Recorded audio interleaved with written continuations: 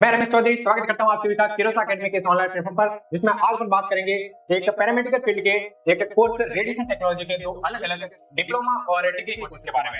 आप किस तरह से डिप्लोमा और डिग्री कोर्सेज के अंदर एडमिशन ले सकते हैं, कौन सा आपके लिए बेस्ट रहेगा, किसमें सैलरी बेस्ट रहती है, डिप्लोमा कोर्स में किस तरह से एडमिशन लेते हैं, डिग्री कोर्सेज के अंदर किस तरह से एडमिशन लेते हैं, इनका क्या अलग अलग काम होता है, डिग्री कोर्सेज में आप क्या अलग काम कर सकते हैं डिप्लोमा कोर्सेज से, और इन सारी चीजों के बारे में आज अपन डिटेल में बात करने वाले हैं। हेलो दोस्तों, मैं रमेश चौधरी स्वागत करता हूं आप सभी का किरोसा अकेडमी के इस ऑनलाइन प्लेटफॉर्म पर, जिसमें आज हम एक और इंफॉर्मेटिव वीडियो आपके लिए लेके आए हैं।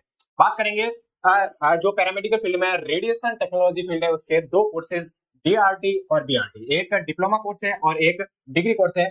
इनमें से कौन सा कोर्स आपके लिए बेनिफिशियल रहेगा और आपको कौन सा कोर्स करना चाहिए। देखिए बच्चों, ये दोनों कोर्स आप 12th पास करने के बाद में कर सकते हैं। एक तो डिप्लोमा कोर्स है, एक डिग्री कोर्स है। जो डिप्लोमा कोर्स है वो 2 ईयर का कोर्स होता है और डिग्री कोर्स 3 ईयर का होता है, लेकिन कुछ स्टेट्स के अंदर इसमें 3+6 मंथ की इंटर्नशिप वगैरह होती है। तो डिग्री कोर्सेज के अंदर इंटर्नशिप वगैरह का कुछ क्राइटेरिया रहता है, तो वो 3 ईयर + 6 मंथ की इंटर्नशिप वगैरह रहती है और डिप्लोमा कोर्स 2 ईयर का होता है। फिर बात करेंगे अपन की ये जो डिग्री कोर्स और डिप्लोमा कोर्स है इसमें अपन किस तरह से एडमिशन ले सकते हैं। तो जो डिग्री कोर्स है उसके लिए हर एक अलग स्टेट के अंदर यूनिवर्सिटी होती है, वो एंट्रेंस एग्जाम करवाती है ना। जैसे राजस्थान के अंदर पहले RUHS है, जो Rajasthan university of health science है, वो एंट्रेंस एग्जाम करवाती थी। अभी उसको नीट के साथ में मर्ज किया गया है। नीट के नंबरों के हिसाब से आपको कॉलेज अलॉट होती है।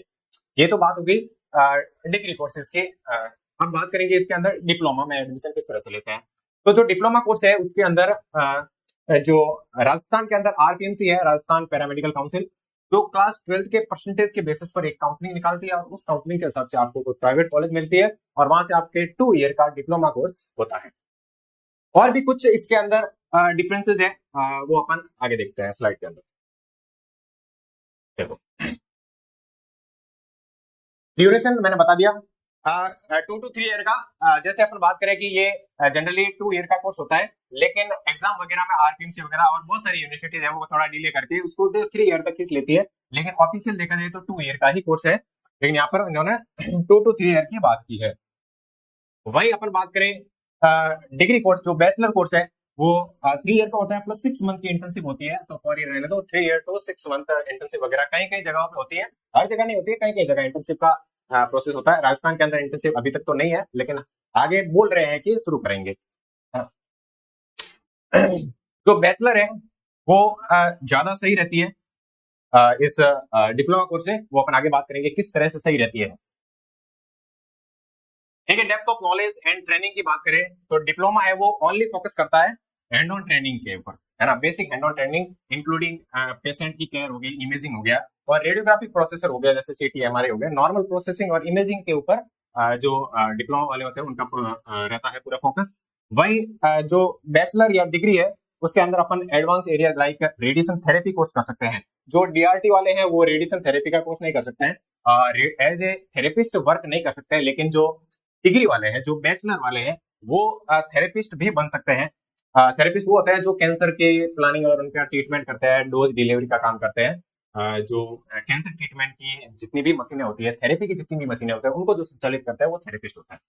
और बाकी इमेजिंग और सेफ्टी वर्कर के रूप में तो काम करते ही है। रेडियो बायोलॉजी की जगह अपन रेडिएशन टेक्नीशियन बोल सकते हैं, है ना। तो रेडिएशन टेक्नीशियन बनते हैं और रेडिएशन थेरेपिस्ट बनते हैं और इमेजिंग और सेफ्टी का तो साथ में ध्यान रखते ही है। अब बात करते हैं आगे अपन कैरियर अपॉर्चुनिटीज।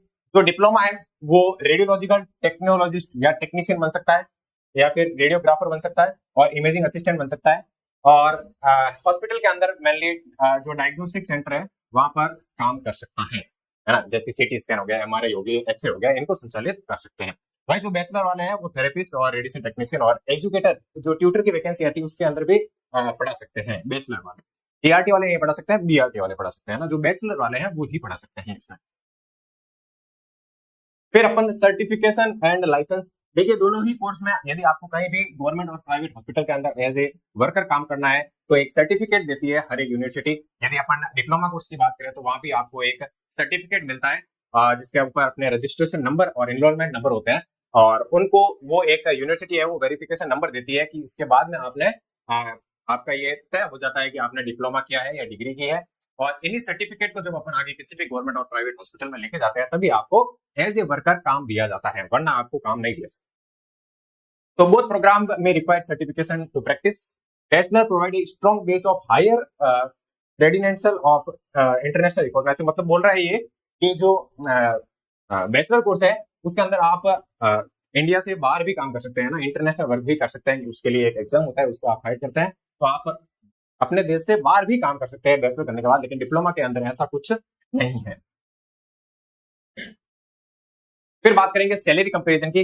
देखिए बच्चों, सैलरी अलग अलग क्राइटेरिया रहता है, इसके अंदर स्टेट की अलग सैलरी रहती है। यदि मैं बात करूं राजस्थान के अंदर, तो जो राजस्थान के अंदर यदि बात करें, ये स्टेट की बात कर रहा हूं मैं, स्टेट के अंदर बीआरटी वर्सेस जो डीआरटी है, इनमें कुछ ज्यादा डिफरेंस नहीं रहता है। एज ए अपने को गवर्नमेंट सैलरी या फिर गवर्नमेंट नौकरी के रूप में यदि अपने को देखा जाए तो बीआरटी और डीआरटी के अंदर कुछ डिफरेंस नहीं है। देखो बच्चों, जो बीआरटी कर रखा है, जो डीआरटी कर रखा है, दोनों ही जो ये वाली राजस्थान के अंदर जो वैकेंसी आती है इसके अंदर एलिजिबल रहता है। राजस्थान की जो वैकेंसी होती है उसके अंदर डीआरटी और बीआरटी दोनों एलिजिबल होता है ना। और जो ये वैकेंसी आ रही है अभी के टाइम पर, ये वैकेंसी सीधी भर्ती आती है, सीधे परसेंटेज के बेस पे आपकी एक मेरिट बनती है, उस मेरिट के बेसिस पे आपकी भर्ती आती है, उस भर्ती के अंदर बीआरटी और डीआरटी दोनों ही एलिजिबल होते हैं। लेकिन बात करें, और इसमें देखो यदि बीआरटी और डीआरटी वाले दोनों एलिजिबल है तो दोनों की सैलरी भी एक जैसी रहती है राजस्थान गवर्नमेंट के अंदर। यदि मैं बात करूं सेंटर की, जो सेंट्रल वैकेंसीज आती है, सेंट्रल के अंदर कौन कौन सी वैकेंसी आती है? एक तो आती है एम्स की, एम्स सीआरई की वैकेंसी आती है, साथ में सीआरपीएफ की आती है, सीआरपीएफ में वैकेंसी आती है, आरआरबी के अंदर वैकेंसी आती है, रेलवे के अंदर वैकेंसी आती है ना। पीजीआई चंडीगढ़ की वैकेंसी आती है ना, पीजीआई चंडीगढ़ में भी वैकेंसी आती है, अपने पीजीआई चंडीगढ़ में भी वैकेंसी आती है। तो ये कुछ सेंट्रल की वैकेंसीज है। इन सेंट्रल वैकेंसी, जो ये सेंट्रल की वैकेंसी है, इसके अंदर सैलरी पैकेज भी अच्छा रहता है। और यहाँ पर ओनली और ओनली कौन है एलिजिबल? यहाँ पर बैचलर वाला ही एलिजिबल है, बीआरटी कोर्स किया हुआ बच्चा ही यहाँ पर एलिजिबल है। हाँ, डीआरटी का भी क्राइटेरिया रहता है, इसमें एक ईएसआईसी भी आता है ना, ईएसआईसी भी है। लेकिन इसमें कुछ क्राइटेरिया रहता है कि जो डीआरटी वाले हैं उनको एक्सपीरियंस की रिक्वायरमेंट रहती है, 2 ईयर का मिनिमम एक्सपीरियंस रहता है। वो एक्सपीरियंस करने के बाद में किसी भी गवर्नमेंट हॉस्पिटल से आपको 2 ईयर का एक्सपीरियंस लेना पड़ेगा, उसके बाद में आप इन कोर्सेज के अंदर एलिजिबल हो सकते हैं। लेकिन जो बीआरटी वाले बच्चे होते हैं वो सीधा इसके अंदर एलिजिबल रहते हैं। इनमें कॉम्पिटेटिव एग्जाम को फाइट करके आपको सीधी गवर्नमेंट नौकरी मिलती है। कॉम्पिटेटिव एग्जाम होता है इसके अंदर, उसको करेक्ट करने के बाद में आपको नौकरी मिलती है, और इसके अंदर सैलरी पैकेज भी अच्छा रहता है। तो एक तरह से बेनिफिशियल देखे तो बीआरटी वालों का सैलरी पैकेज डीआरटी वालों से अच्छा ही रहता है, क्योंकि इनको एक तो जल्दी नौकरी मिल सकती है, क्योंकि डिग्री करने के बाद सीधा आप एग्जाम दे सकते हो। डीआरटी वाले को डिग्री डिप्लोमा करने के बाद में 2 ईयर का एक्सपीरियंस लेने के बाद में इन कोर्सेज के अंदर वो एलिजिबल हो पाता है ना। तो ये एक डिग्री कोर्सेज के एडवांटेज है। और भी बात करें मैं डीआरटी और बीआरटी, यदि बैचलर की बात करें तो बैचलर एक डिग्री देता है आपको, है ना। एक भारत के अंदर आपने बहुत सारे ऐसे कॉम्पिटेटिव एग्जाम देखे होंगे जहां पर आपको बैचलर डिग्री होनी चाहिए आपको, उसके बाद ही आपको कॉम्पिटेटिव एग्जाम दे सकते हैं। यदि मैं एक बात करूं, एक टीचर बनने के लिए आपको कोई भी एग्जाम फाइट करना होगा तो वहां पर आपको एक बैचलर डिग्री की रिक्वायरमेंट होती है ना। तो यदि आपके पास ये बैचलर डिग्री होगी तो आप और भी कॉम्पिटेटिव एग्जाम के अंदर एलिजिबल हो सकते हैं। लेकिन डिप्लोमा एक सर्टिफिकेट है कि आपने किस फील्ड में कोई एक डिप्लोमा कर रखा है, तो आप उस फील्ड का एज ए ट्रेनिंग और एज ए वर्कर काम कर सकते हैं वहां पर।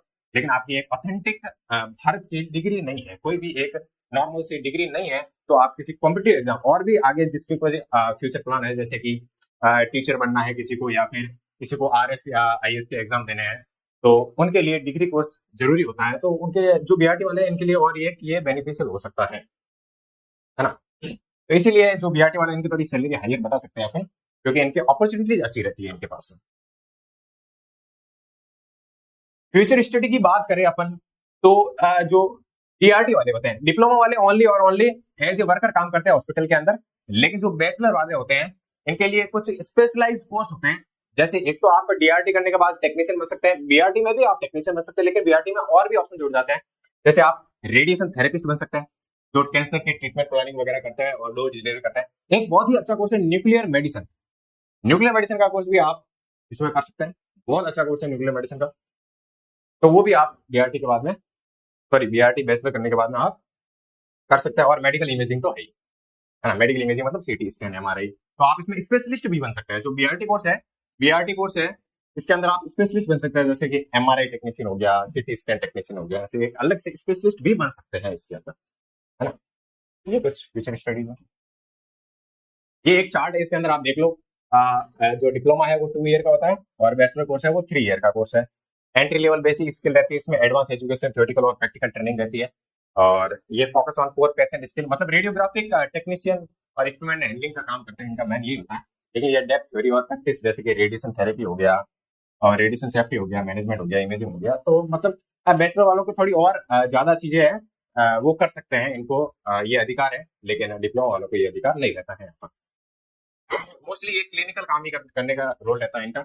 यहाँ पर टीचिंग वगैरह का भी अपने इसमें ऑप्शन रहता है, तो आप टीचिंग भी कर सकते हैं बीआरटी करने के बाद में। एंट्री लेवल सैलरी नॉर्मल रहती है, इसमें इसमें हायर सैलरी रहती है, क्योंकि यहाँ पर सेंट्रल की वैकेंसी के अंदर अपन सीधा भाग ले सकते हैं।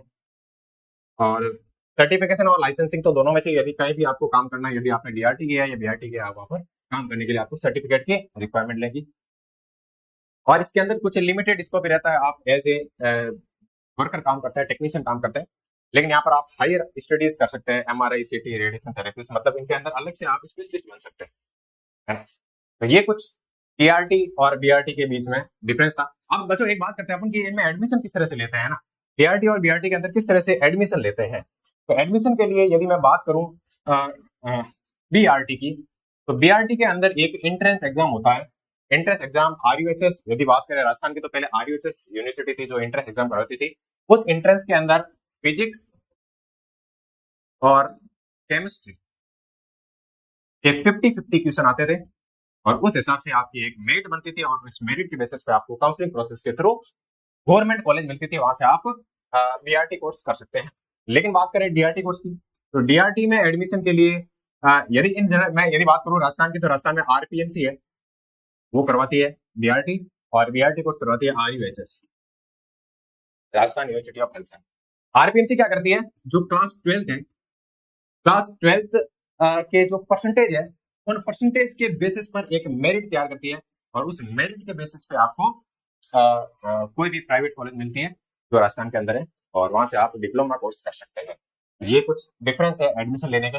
लेकिन मेरे हिसाब से ये बोल रहा हूँ कि बीआरटी कोर्स थोड़ा बेस्ट रहेगा डीआरटी से, क्योंकि इसके अंदर आप एक छोटा सा एंट्रेंस है, 100 क्वेश्चन आते हैं, जिसके अंदर अभी माइनस मार्किंग भी नहीं है, और एक अपॉर्चुनिटी रह जाती है आपको एग्जाम क्रैक करने की, अगर माइनस मार्किंग भी नहीं है तो आप कर सकते हैं। बीआरटी कोर्स ज्यादा बेनिफिशियल रहेगा डीआरटी से, ठीक है। तो ये कुछ बेसिक डिफरेंस था बीआरटी एंड डीआरटी के अंदर, है ना। आप आगे स्टडी करना चाहते हो तो बीआरटी के लिए ऑप्शंस है ना। तो ये कुछ बेसिक डिफरेंस थे डीआरटी और बीआरटी के अंदर। मिलते हैं अपन इसी तरह किसी अगले इंफॉर्मेटिव वीडियो में, तब तक के लिए आप ख्याल रखें अपना, हंसते रहिए, मुस्कुराते रहिए, और अपनी सेहत का ध्यान रखें। धन्यवाद बच्चों।